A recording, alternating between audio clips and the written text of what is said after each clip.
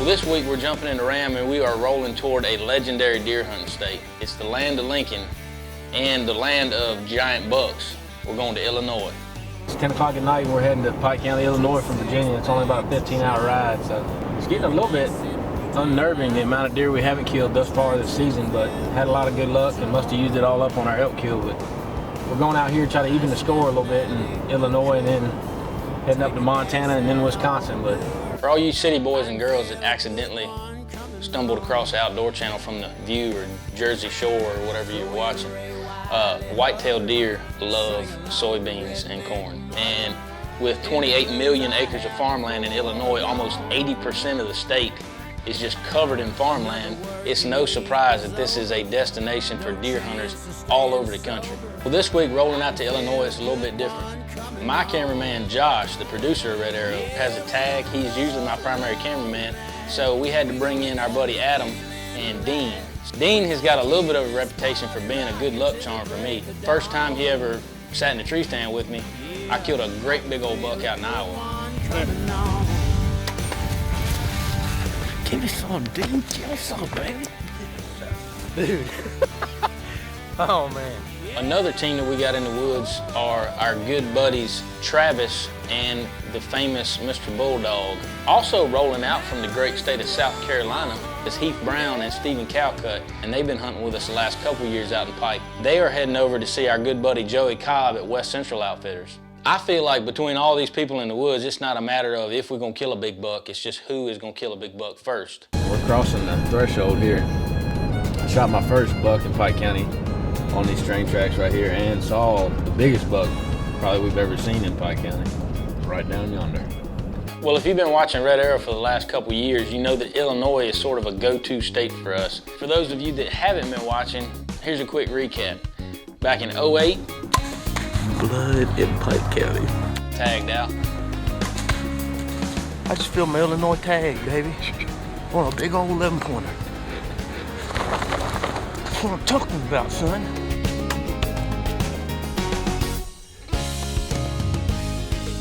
The second year, tagged out again. 45 yards. Big old 9-pointer, baby. You see him fall on camera for real? And I could not be happier, man. I am proud to be hunting in Pike County, Illinois today, son. First year Mr. Calcutt went out there, he filled his tag. West Central Outfitters, Red Arrow TV. Give me some. Oh! And the next year with West Central, Mr. Heath Brown popped a good one. Did you kill one?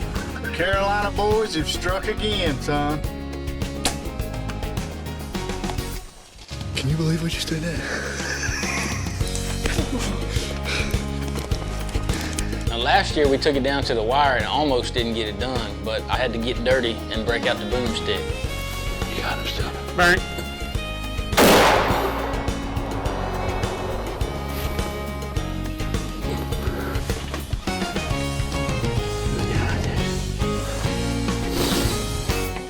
Josh, man. Nice job, buddy. We're gonna go get him. He's got real tall tooth. Good main beams. I'm proud of him. I love him, man. Kill shot for our TV show, man. It helps us out. Cool looking deer. Along with us on that Southern Illinois hunt was a good friend of ours, Rick Carone. He busted a real good deer with his bow.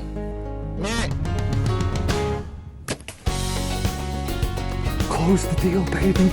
Yes! The Buck Commander curse has been lifted in Illinois with this just old, mature, just gnarly 8-point. Rick is an employee of Buck Commander and of Bone Collector, so he's all part of our Red Arrow family. Rick is going through a real tough time. He's battling cancer. And we have got some links on our Facebook page. If you guys just go there after this and check them out, it'll show a bunch of different ways to show Rick your love and support. And it will mean a lot to us, and I know it will mean a lot to Rick and his family.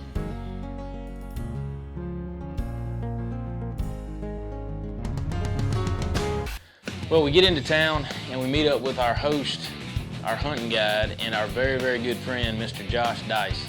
I tell you what, y'all hit the weather just absolutely perfect. Yes, sir. I like it. Saw 3 shooters this morning. So far, y'all hunters did. Hunters did? Yeah. Did any of them get shot? No, none of them got shot. Waiting on y'all to do that. Nice. like that. Well, we're gonna pop in at the lodge for a few minutes and then get you all settled. Okay. After we hung out with Josh talking for a while, we got to go over and see our good buddy Andy. Then it was time to unload our gear, get everything sorted out, shoot the Hoyts a little bit, make sure everything was dialed in. And tomorrow morning, it was time to get in the woods. Well, it's the first morning. It's frosty. It's looking like some serious deer hunting conditions. Well, immediately, a nice 2-year-old 8-pointer and a nice 2-year-old 10-pointer come out, and they're messing around chasing does in front of the tree stand. Not quite what we're looking for, but it's a good start. Man, he's pretty in that sunlight. Watch him chase that spike off. He's bristling up a little bit. That's so cool. Get him. Look at him. Look at him go, man. He's a pretty little 2-year-old 10-pointer. And he's also in range. They're gonna spar it up a little bit. Look at him. He said something about your mama. Oh, how cool is that? The sun's just coming up on the first full morning here. October 29th. It's 31 degrees when we got up this morning, so pretty good temperatures for last week of October. We busted a few deer coming in. We knew we would. They've been all over this bean field, so there's something walking behind me right now. Well, Josh gets right into the action too. He's sitting there watching a food plot, having deer filing off the hill back down past his tree stand, and immediately starts seeing some good deer. What do you think about this buck? Where's he at? He's right on that bank right there's that gigantic tree. He is a stud, but he needs one more here.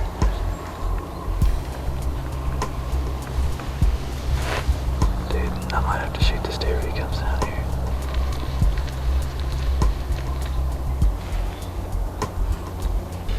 Oh, another buck. What's that one look like? That's a 10-2. This one's skinnier, Josh. Let that go. The deer we want is coming down the hill across the creek. He is a monster. We are covered up with bucks. We've got 2 10-pointers that look like they need another year, and then we have a stud of an 8. He's an older deer.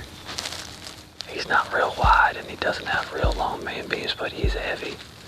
And if he comes through here, I'm gonna try to shoot him.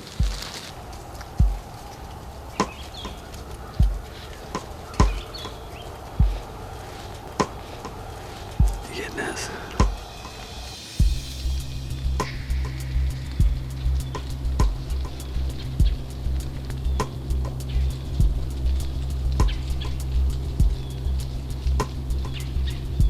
Looks like he drew a line on that side of the creek and was like, I dare you to come over here.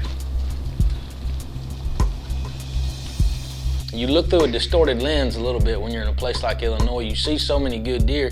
Already Josh had seen a mature 8-pointer, a nice 11-pointer, and 4 or 5, 6 other deer that morning. And this one came through perfect camera, like 25 yards, standing there broadside saying, please, please kill me. Right down my air shaft.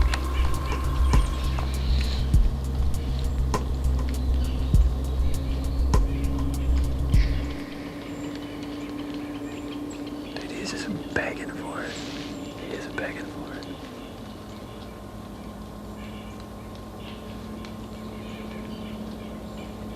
Oh, that's the 4th nice buck we've seen this morning. They hit the grunt tube, and we were sitting here talking, and next thing I know, he was running down the hill at us. Had him at 22 yards right there, quartering away. Just, he was asking for it. Gib told me not to pass on anything, but I don't know. He's just a little bit wider. I'd have shot him. If he's a little bit taller, I'd have shot him. We're in a smoking spot, so I'm gonna stick it out, see if we can get something bigger. Well, Cut is up to bat for Team South Carolina, and they rattled in a really nice 11-pointer. Oh man, he's pretty big. He is. I think he'll mash him.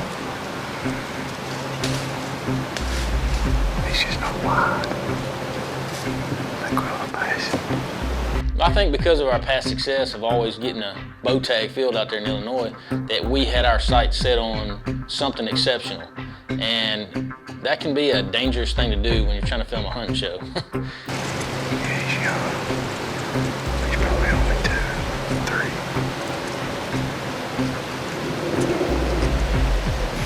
He was borderline. My finger was itching. Heath wouldn't let me let it go, but I don't know, maybe 135, I think. I'm looking for something a little bit bigger than that. We're gonna let it get quiet, wait about 10 more minutes and hit them together again, see if we can get any other action. It's the curse of the first morning. You think, well, this is the first morning. I'm already seeing all this stuff. Imagine the opportunities I'll have later in the week.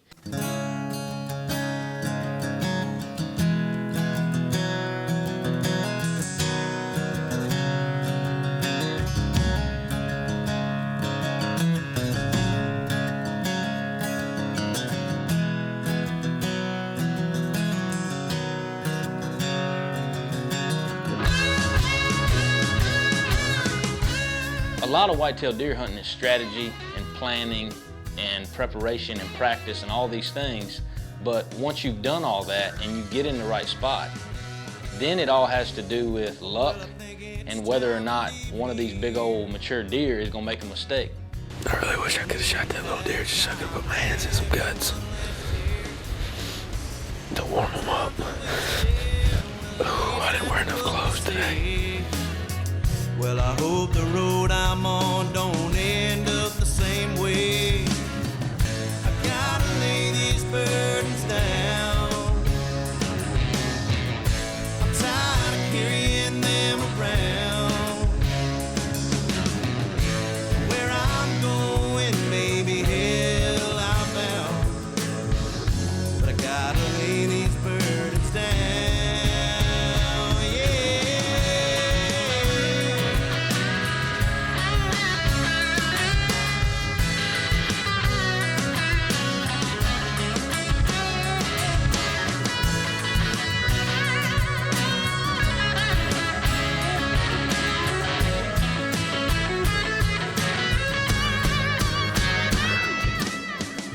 I sure wish we were in that barn this morning, because had we been in that barn, we'd have killed a nice 8-pointer.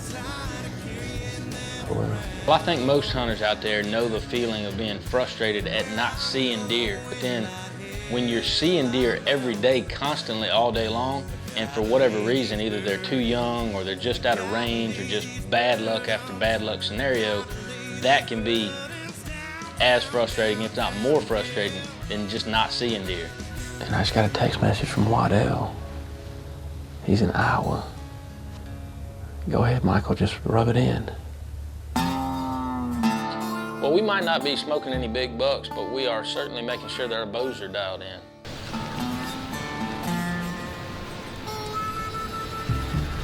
You got it? Huh?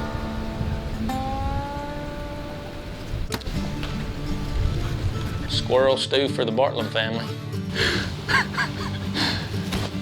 I probably missed the biggest buck of my life at 10 yards, but I will say that I just smoked this red squirrel at 36 yards, 20 feet up in a tree.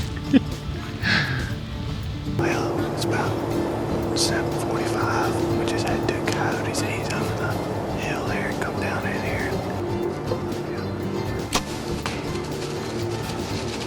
Shot the big one, and then the young pup stayed around and watched me knock another hare, so I killed him too. They deserve it. Finally got the itch off my trigger finger. I've been wanting to shoot something all week. So in the competition of deer killing, we are all tied at 0 right now. So I decided that I was just gonna go ahead and at least be the points leader and shoot this doe.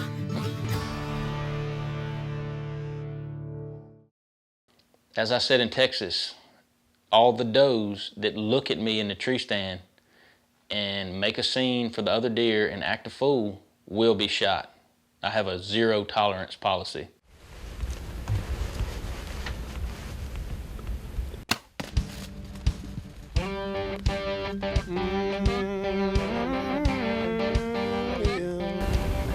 Stared us down, it's about to freak me out. My heart's pounding like it was a 180-inch buck. There's my arrow.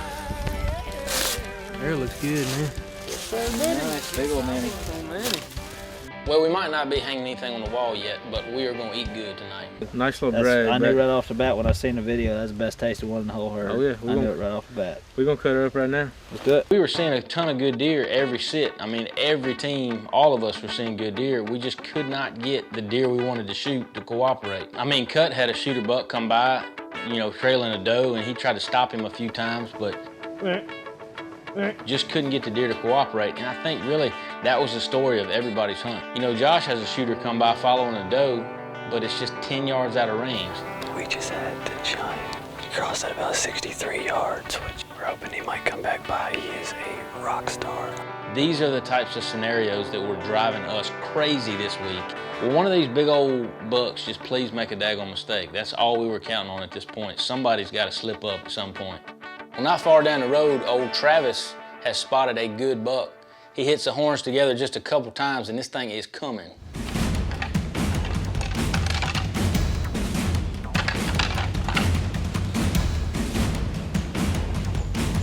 Here he comes right here. Here he comes. He's gonna come out his trail.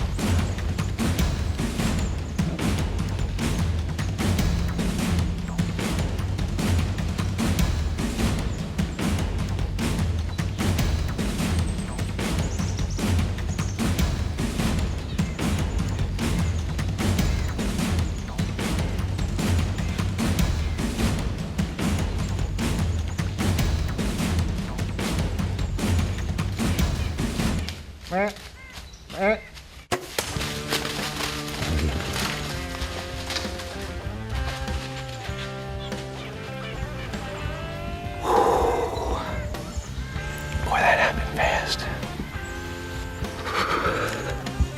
Got the shakes, and it's not even cold. Good 9 point. Come up the ditch. We rattled a couple times, grunted a couple times, threw a can call out. Come right back down, stinking 15 yards broadside. And I laced him too.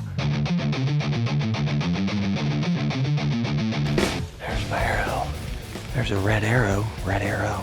I guess old Travis snuck one in on me. Nobody else was able to kill, but ain't nothing wrong with Silver. There he is, Pike County, Illinois. Split G2, started a split on this side. Good brow tines. Just a big hoss of a deer. Scars all over him, scars all over his back. He's been fighting crazy. All them mornings getting up, being tired, all pays off when it's like this. Well, all in all, this week was a success. We didn't go out there and just lay them all down and kill 4 or 5 big old trophies like we wanted to. But that's part of hunting, man. We had opportunities, maybe some that we shouldn't have passed on that we did, and then others of us just flat out couldn't catch a break. That's frustrating. It might have been a good thing though. Bigger one might come out, plus I think he was a little bit on the young side. Unless he comes back. Sometimes a bird in the hand is worth 2 in the bush. Just like when you're dating. Sometimes you gotta date a 4 to appreciate a 8. Except for Travis, who went ahead and just dominated and just went ahead and slammed a giant. You know, we've got some deer meat, we've got some hunting stories to take back, and that's really what it's all about. 3 big ones knocked down 3 days. The kind we like to shoot. And next week, we are traveling up to the frozen north for our first ever Montana rut hunt. It's gonna be on. I'm about to go freaking bear hug this one right here. There is no bigger high, you know, than this right here. There's nothing. Getting ready to go in for the afternoon set. I'm in the house all alone. I figured I'd leave him a little stalker note on his bed. One of you guys wrote this. I thought the kids wrote that or something. Dear Mr. Red Arrow, you are my hero. Dean wrote that poem. You're my hero. I think about you when I sleep.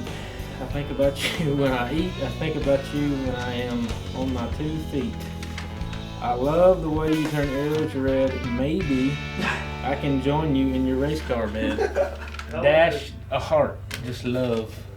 Was that you, Josh? No, that was not me. I wish I was that funny.